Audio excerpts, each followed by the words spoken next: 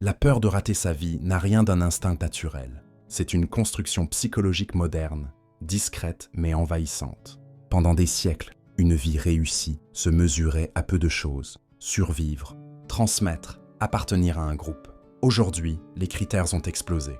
Il ne s'agit plus seulement de vivre, mais de bien vivre, vite, intensément, de façon visible, et surtout, avant qu'il ne soit trop tard. Cette peur naît rarement d'un manque réel.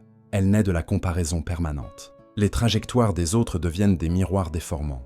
Un tel réussit plus tôt. Un autre semble plus épanoui, plus libre, plus aligné.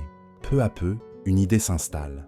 Il existerait une chronologie idéale, un rythme à respecter, sous peine d'échec. Mais la vie n'est pas un parcours balisé. Elle n'a pas de version officielle.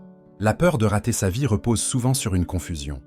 Croire que la valeur d'une existence se mesure à des résultats visibles.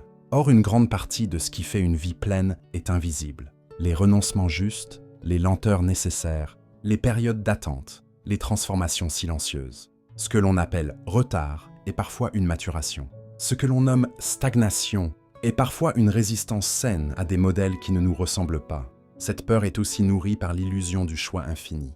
Plus les options semblent nombreuses, plus chaque décision paraît risquée, comme si choisir une voie revenait à en condamner mille autres. Pourtant, aucune vie n'épuise toutes ses possibilités.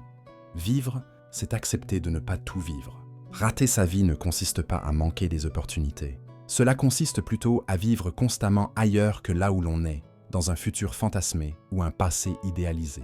Une vie ne se rate pas parce qu'elle est imparfaite, lente ou différente. Elle se rate surtout lorsqu'on ne l'habite jamais vraiment.